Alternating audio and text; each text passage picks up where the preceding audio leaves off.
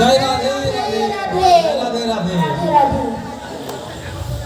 গোবিন্দের নাম বড় মধুর। বারবার এই জীবনকে দিয়ে যতবার গোবিন্দের নাম আসে না, ততবার আমার হাজারো হাজারো পাপ বিনাশ হয়। যখনই সময় পাবেন তখনই গোবিন্দের নাম নেবেন। যখনই সময় পাবেন, সকালে উঠে শুতে যাওয়ার সময়, সর্বত্র একমাত্র ওইটাই রাস্তা। অনেকে ভাবে বুড়া হলে ধর্মাচরণ করব, তখন করব, তখন দাঁত থাকবে না, আর হরিনাম করলে দাঁতের ফাঁক দিয়ে বেরিয়ে যাবে, বেশি যাবে। কম বয়স থেকে শুরু করুন গোবিন্দের নাম, হরিনাম করুন, গোবিন্দের নাম করুন। কোনো বস্তু, এই বিশ্ব ব্রহ্মাণ্ডের যে সৃষ্টি হলো, কোনো বস্তুতে সৃষ্টি করতে গেলে দুটি কারণ থাকে। এক হচ্ছে গিয়ে নিমিত্ত কারণ, হরে কৃষ্ণ জানিতা। একটি হচ্ছে গিয়ে নিমিত্ত কারণ, আরেকটি হলো গিয়ে উপাদান কারণ। নিমিত্ত কারণ মানে এই যে ধরুন বাড়িটা, দাদা যে বাড়িটা নির্মাণ করেছে না, এটা হচ্ছে গিয়ে একটা উপাদান আছে, একটা নিমিত্ত আছে। উপাদান কোনটা বলুন তো? এই ইট, বালি, সিমেন্ট, এগুলো হচ্ছে উপাদান। আর নিমিত্তটাকে, আরে মিস্ত্রি এসেছিল, সে মিস্ত্রি বানিয়েছে। মাটির হাঁড়ি, মাটি আর কুমার বানালো, সেটা হচ্ছে নিমিত্ত।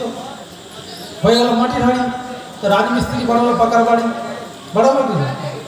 তো আমরা এই যে শরীরটা পেয়েছি, এর উপাদান কি? এর নিমিত্ত কে বলুন তো? কে নিমিত্ত? কি নিমিত্ত? কে? ব্রহ্মা সৃষ্টি করেছেন। ব্রহ্মা সৃষ্টি করেছেন। কি দিয়ে সৃষ্টি করলেন? পঞ্চতত্ত্ব আর সপ্ত রস আমাদের শরীরের মধ্যে বিরাজমান। পঞ্চতত্ত্ব আগে বললাম, পৃথিবী তত্ত্ব, বায়ু তত্ত্ব, অগ্নি তত্ত্ব, জল তত্ত্ব, আকাশ তত্ত্ব, আর সপ্ত রস। সাতটা রস আছে। অস্থি মোটা মোটা করে ভাবুন, জানার প্রয়োজন আছে, শুধু শুনে গেলাম হবে না। অস্থি মানে হাড়, হাড়ের ভিতরে মর্যা আছে তো, অস্থি আর মর্যা দুটো হলো, ঠিক আছে। মেদ, মাংস, চর্ম। মেদ মানে চর্বি, মাংস মানে মাংস, আর চর্ম মানে হচ্ছে চামড়া। তাহলে 5 আর 3 হলো, 3 আর 2 হলো 5।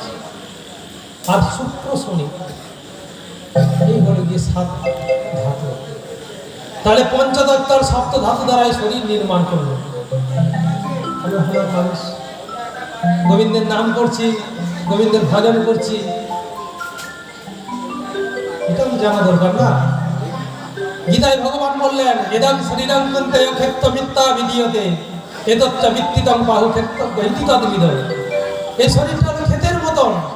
খেতে যেমন নেঙল দিয়ে, হাল দিয়ে যদি ফসল ফলানো হয় না, তো ভালো করে নেঙল দিলে যেমন ভালো ফসল হয়, তেমনি শরীরের মধ্যে যদি আপনি অত্যাচার না করেন, শরীরে পরিচর্যা করেন, আপনার 80 হয়ে যাবে। আপনাকে দেখে কেউ বুঝতে পারবে না যে আপনার 80 হয়েছে কি 90 হয়েছে। আর অল্প বয়সে যখন হাল চালিয়ে জমিটাকে উর্বর করবার ছিল, তখন আপনি নানা রকমভাবে অত্যাচার করেছেন। যখন আপনার 80 হবে, আপনার দশা 80-র মতন হয়ে যাবে, যে কতক্ষণে 80 এই জগৎ ছেড়ে কতক্ষণে যেতে পারি। এটা শরীর, এই শরীরের তত্ত্বটাকে বোঝা দরকার আছে। তো ব্রহ্মা আমাদেরকে সৃষ্টি করলেন। কে সৃষ্টি করলেন? ব্রহ্মা সৃষ্টি করলেন আমাদেরকে। আর আমরা সবাই নাটক করে চলেছি।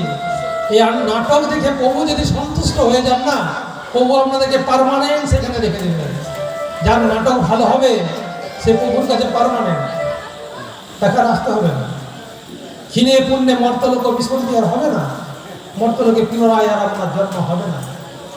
তা আপনারা যে কোনো ভাবেই হোক, নাটকের মতন হলেও করার চেষ্টা করুন। গোবিন্দের চরণ সেবা করুন, গোবিন্দের নাম জপ করুন, গোবিন্দের সেবা করার মধ্যে দিয়ে আনন্দ খুঁজে পান।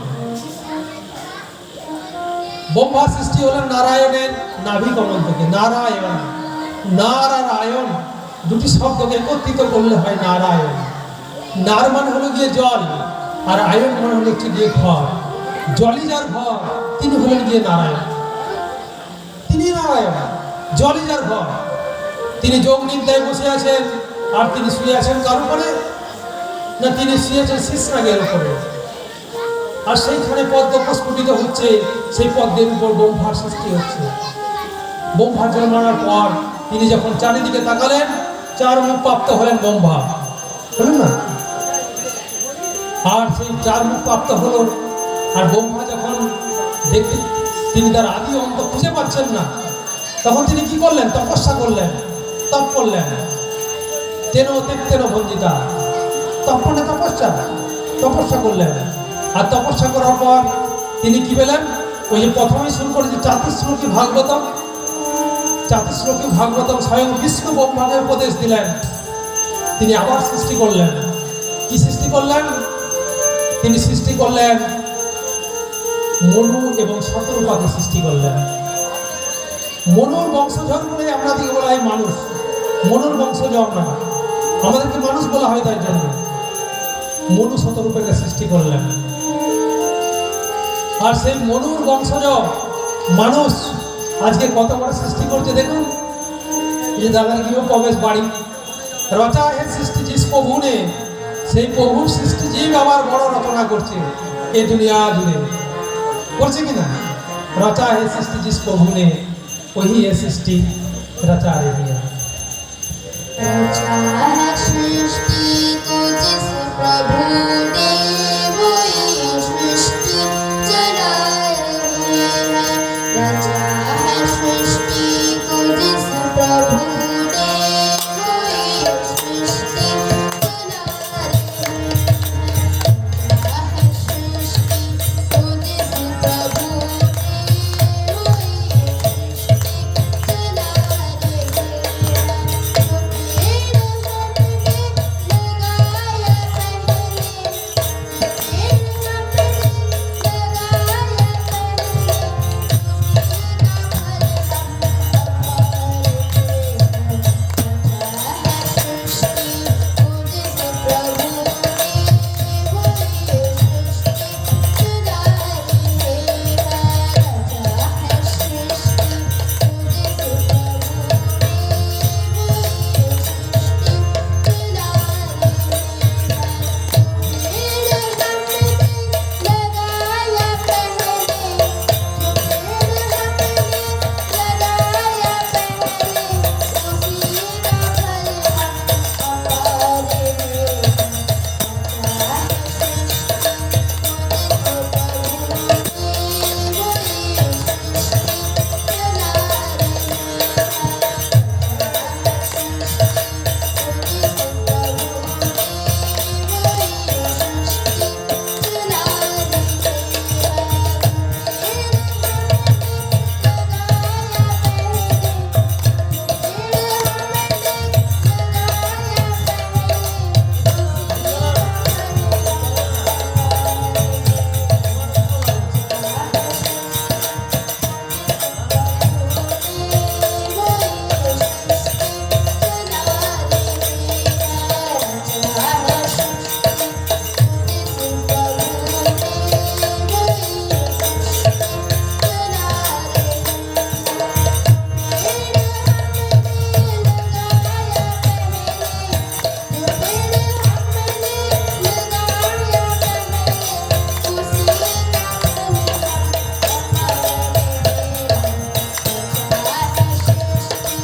रचा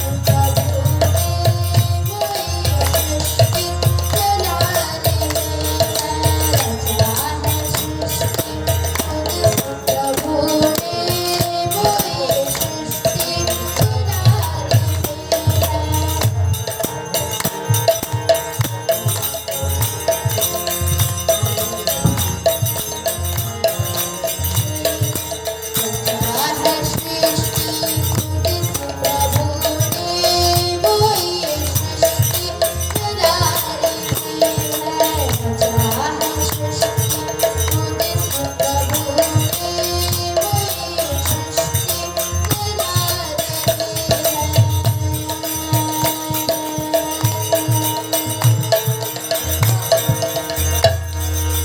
जय जय राधे राधे राधे जय जय राधे राधे बोलो राधे राधे जोर से राधे राधे।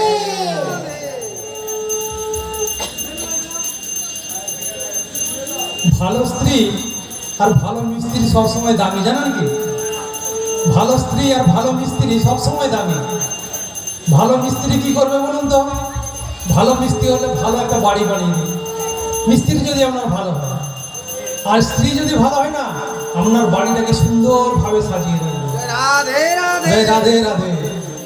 তো বাড়ি তো নির্মাণ হয়েছে, স্ত্রী সুন্দর বলেই তবে এত সব কিছু হচ্ছে। স্ত্রী চেয়েছে হরিনাম হোক, অনেক অনেক স্ত্রী এরা চায় শুধু সোনা গয়না পড়বো, ব্যাস গোবিন্দের নামও করার প্রয়োজন নেই। তো ভালো স্ত্রী আর ভালো মিস্ত্রি, ভালো মিস্ত্রি হলে ভালো বাড়ি বানিয়ে দেবে। যদি ভালো স্ত্রী হয় তবে আপনার বাড়িতে হরিনাম হবে। কুস্তি হন্তি কুটুম্বাণী, স্ত্রী যদি খারাপ হয় আপনার কুটুম্বকে নষ্ট করে দেবে, যত কুটুম্ব আছে তার সঙ্গে পরিমাণা নষ্ট করে দেবে। কুপুত্র হন্তি বৈকুলাম, যদি পুত্র খারাপ হয় আপনার কুল নষ্ট হয়ে যাবে। কুমন্তি হন্তি রাজা নাম, কুমন্তি হন্তি রাজা নাম, মন্ত্রী যদি খারাপ হয় না তাহলে রাজা শেষ। চোরের নাম রাষ্ট্রম হন্যতে, চোরেরা রাষ্ট্রকে শেষ করে দেবে। যদি চোর রাষ্ট্রের মধ্যে থাকে না তাহলে সে রাষ্ট্রটাই গেছে, আর কিছু করার নেই। তাহলে কুস্তি হন্তি কুটুম্বাণী, খারাপ স্ত্রী হচ্ছে কুটুম্বকে নষ্ট করে দিল। কুপুত্র হন্তি বৈকুলাম, কুমন্তি হন্তি রাজা নাম, রাষ্ট্রম চোরে না হন্যতে। জয় রাধে রাধে। আমাদের সবারই পূর্বজ যারা ছিলেন না, তারা সবাই মুনি ঋষি ছিলেন, সবাই মুনি ঋষি ছিলেন। আমাদের একটা করে গোত্র আছে না, সবারই একটা গোত্র আছে। আপনি কি জানেন এই গোত্রটা কি? গোত্রটা হচ্ছে গিয়ে আমরা সেই যে মুনি ঋষির জন্মজাত সন্তান, সেই গোত্রটাকে আমরা ধরে রেখেছি।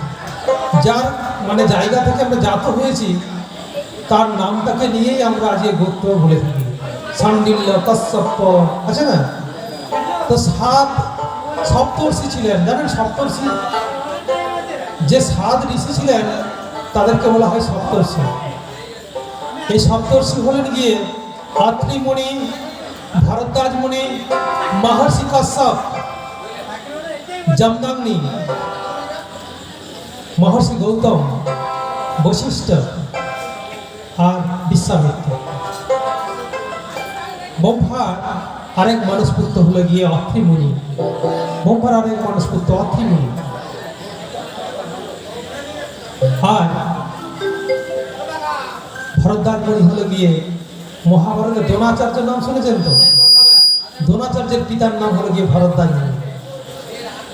সপ্তর্ষিকে জানুন, সপ্তর্ষিকে জানার এই জন্যই প্রয়োজন, ব্রহ্মা সৃষ্টি হলো, সপ্তর্ষির সৃষ্টি হলো, তারপরে সৃষ্টিটাকে ক্রমশ ধীরে ধীরে ধীরে ধীরে বাড়তে হতো। তাহলে অত্রি মুনি, ভরদ্বাজ মুনি, মহর্ষি কশ্যপ, মহর্ষি কশ্যপ যিনি হলেন গিয়ে প্রজাপতি, পশু, গান্ধর্ব, মানুষ এদের আদি পিতা মহর্ষি কশ্যপ।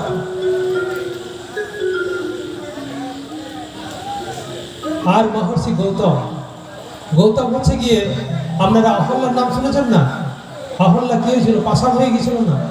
তিনি গৌতম স্ত্রী ছিলেন, মহর্ষি গৌতম স্ত্রী ছিলেন অহল্যা। জমদগ্নি, এই 30 তারিখে গেল না একটা তিথি গেল, কি ছিল তিথি? অক্ষয় তৃতীয়া। অক্ষয় তৃতীয়া ছিল না? অক্ষয় তৃতীয়াতে আরেক মহাপুরুষ 24 ভগবানের অবতারের মধ্যে আর একজন জন্মগ্রহণ করেছিলেন, তিনি হলেন পরশুরাম। জমদগ্নি হলেন পরশুরামের পিতা, মায়ের নাম রেণুকা। সেই পরশুরামের পিতা ছিলেন জমদগ্নি, জানেন?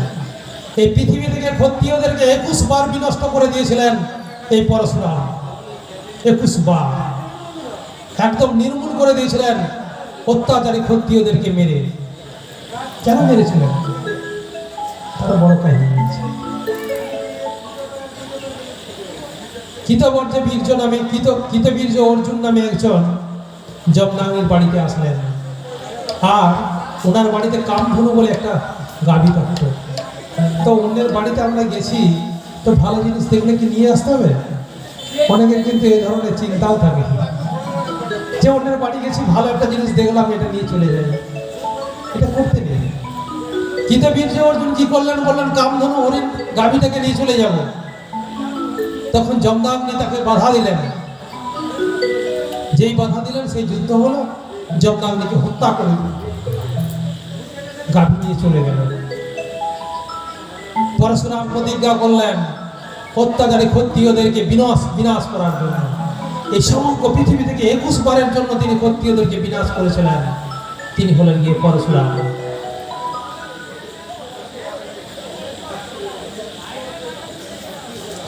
মহর্ষি বিশ্বামিত্র আর মহর্ষি বশিষ্ঠ। মহর্ষি বিশ্বামিত্র হচ্ছে গিয়ে রামের গুরু ছিলেন, রামের গুরু। তিনি রামের গুরু ছিলেন। তাছাড়া আজকে আমরা যে গায়ত্রী মন্ত্র জপ করি না, এই গায়ত্রী মন্ত্রের প্রণেতা ছিলেন গিয়ে বিশ্বামিত্র। তার অনেক বিশেষ পরিচয় আছে।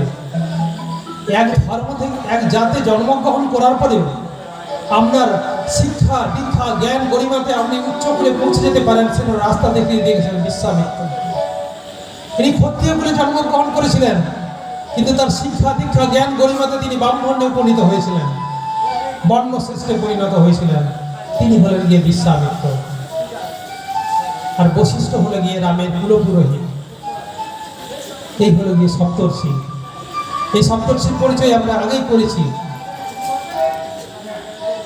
তো পূর্বে এই সমস্ত মানে যত মহাপুরুষদের মানে যত মুনি ঋষিদের সম্বন্ধে আলোচনা করব না, তাহলে আমাদের সৃষ্টির আদি রহস্যের ক্রমশ ধারগুলো আমাদের কাছে খুলে যাবে। আগে বলেছি নারদ মানে হচ্ছে গিয়ে বড় ঘটনার সূচনা। নারদ মানে বড় ঘটনার সূচনা। নারদ মানে হচ্ছে কাহিনীর বাপ। তিনি রাম সীতার বিবাহে থেকেছেন। তিনি কৃষ্ণের জন্ম, কংসের নিধন, কুরুক্ষেত্রের যুদ্ধের আগে কৌরবদের পাণ্ডবদেরকে পরামর্শ দিতে তিনি থেকেছেন। তিনি হলেন নারদ মুনি। তিনি কাহিনীর বাঁক ঘুরিয়ে দিলেন। স্বর্গের 3 দেবতারা ব্রহ্মা বিষ্ণু মহেশ, এদেরকে বলা হয় ত্রিদেব। আর সরস্বতী লক্ষ্মী আর পার্বতীকে বলা হয় ত্রিদেবী বলা হয়। তো এই ত্রিদেবীর এক বিশেষ অহংকার ছিল, কি জানেন? পতিব্রতা আর সতীত্ব। পতিব্রতা এবং সতীত্ব নিয়ে ত্রিদেবীর বিশাল অহংকার ছিল। তারা মনে মনে সবসময় নিজেদেরকে ভাবত এই জগতে তারা হচ্ছে গিয়ে শ্রেষ্ঠ পতিব্রতা নারী। তো ভগবান লীলা রচনা করলেন কাকে দিয়ে? নারদকে দিয়ে। বলেছে না যে নারদকে দিয়ে ভগবান যে কত লীলা খেলেছেন, তার একটা লীলা এখানে আমি আপনাদেরকে বলতে চাই। ভগবান কি লীলা করলেন? যে ঘুরতে ঘুরতে নারায়ণ নারায়ণ করতে করতে তিনি স্বর্গদ্বারে পৌঁছালেন। আর ত্রিদেবীর কাছে যে বললেন যে আমি মরতে গিয়েছিলাম, আর সেখানে দেখে এলাম অত্রিমুনি যে আছে না, এই অত্রিমুনির যে স্ত্রী অনুসুয়া, এর সতীত্বের কাছে তোমাদের সতীত্ব কিছুই নয়। বুঝছে এত বড় কথা? আমরা স্বর্গের ত্রিদেবী, আমাদের সতীত্বের সঙ্গে মর্তলোকে কোনো মানুষের সতীত্বের তুলনা করা যেতে পারে? তো ওরা যে গিয়ে ত্রিদেবীর কাছে বলল, হে প্রভু, তোমরা মর্তলোকে যাও আর ওই অনুসুয়ার সতীত্ব নষ্ট করে আসো। তখন ওই ত্রিদেব তখন সন্ন্যাসীর বেশ ধারণ করে অত্রিমুনির আশ্রমে আসলেন। ভিক্ষাং দেহি ভিক্ষাং দেহি। তো বাড়ি থেকে যখন অনুসুয়া বেরিয়ে আসলো ভিক্ষা দেওয়ার জন্য, বললো মা আমরা ভিক্ষা দিতে পারি। তার একটা বিশেষ শর্ত আছে। কি শর্ত? না আপনাকে বিবস্ত হয়ে আমাকে ভিক্ষা দিতে হতো। বিবস্ত ভাবো, কোনো নারীকে ভিক্ষা চাইছে, বলছে বিবস্ত হয়ে ভিক্ষা দিতে হবে। এই মনে মনে ভাবলেন সাধারণ কোনো মানুষ এ ধরনের ভিক্ষা চাইতে পারে না। তিনি মনে মনে তিনি স্বামীর কথা স্মরণ করলেন। অত্রিমুনি আশ্রমে ছিল না সে সময়।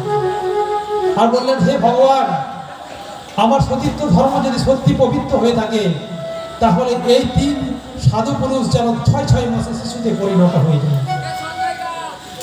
জয় রাধে রাধে। তো এই ত্রিদেব সঙ্গে সঙ্গে 6 মাসে শিশুতে পরিণত হয়ে গেল। আর 6 মাসে শিশুর কাছে মায়ের কিসের লজ্জা? তিনি তার ভিক্ষাও দিলেন। এদিকে যে ত্রিদেব ফিরে আসছে না, ত্রিদেবীতে ভীষণ সংকটে পড়ে গেছে।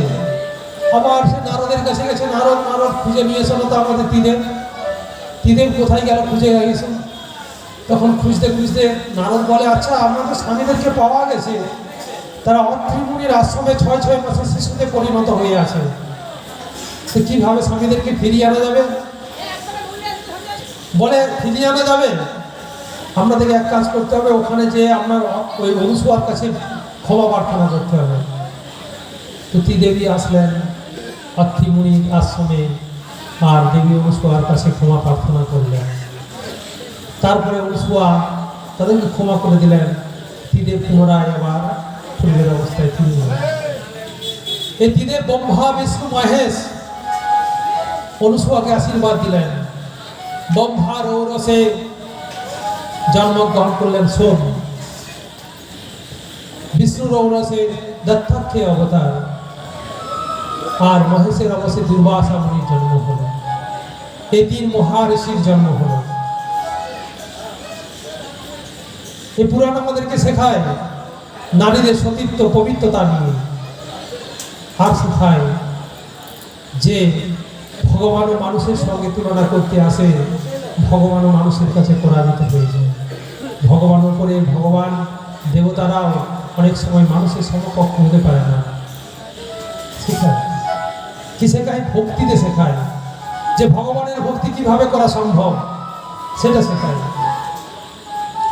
তো এই অত্রি মুনি যিনি ছিলেন না, তিনি ব্রহ্মার মস্তক থেকে জাত হয়েছিলেন। এই অত্রি মুনির ঔরসে জন্মগ্রহণ করলেন কে? ব্রহ্মার আশীর্বাদে সোমের জন্ম হলো। এই সোম আর বৃহস্পতি পত্নী তারা মিলে এক পুত্রের জন্ম দিলেন, তার নাম হলো গিয়ে বুধ। বুধ আর মুনিপুত্র ইলা মিলে জন্ম দিলেন তাকে পুরুরবা। আর উর্বশী মিলে জন্ম দিল আয়ু জন্ম দিল। আয়ু আর সর্বপ্রভার স্ত্রী সর্বপ্রভা, এই সর্বভানুর পুত্র কন্যা হচ্ছে প্রভা মিলে জন্ম দিলেন কাকে? না, নাহুসকে। নাহুসের জন্ম দিলেন। মায়েদের কি খুব তাড়া আছে নাকি? মায়েরা বসুন আর এখন শুনুন। তো নাহুসের জন্ম দিলেন। এই নাহুস থেকে জ্যোতি যাজতি সংযতি আয়তি বিয়তি বলে 5 পুত্রের জন্ম হলো। শুনুন ভালো করে। মানে এই জ্যোতি যজতি আয়তি আর বিয়তি এর 5 পুত্রের জন্ম হলো। এদের মধ্যে যে বড় পুত্র জ্যোতি ছিল না, এই জ্যোতির রাজকর্ম চালানোর ইচ্ছা ছিল না। তো জ্যোতি সিংহাসনে বসেনি, তারপরে যজতিকে সিংহাসনে বসানো। এই যজতির 5 পুত্র হয়। যজু ততুর্বসং চৈব দেবযানী বাজায়তে, বিষ্ণু পুরাণে আসে এর উল্লেখ। যদু চতুর্বসং চৈব দেবযানী বাজায়তে দুহুম চ অনু পুরু চ শর্মিষ্ঠা বর্ষপর্বাণী। যদু এবং তুর্বসের জন্ম দিলেন কে? না দেবযানী। আর দুহু অনু আর পুরুর জন্ম দিলেন শর্মিষ্ঠা। এই 5 পুত্রের জন্ম হলো। যদু থেকে যাদব বংশ, যে বংশে আমাদের ভগবান শ্রীকৃষ্ণ জন্মগ্রহণ করেছিলেন। বলে জয় জয় শ্রীকৃষ্ণ, জয় জয় রাধে রাধে, জয় জয় শ্রীকৃষ্ণ।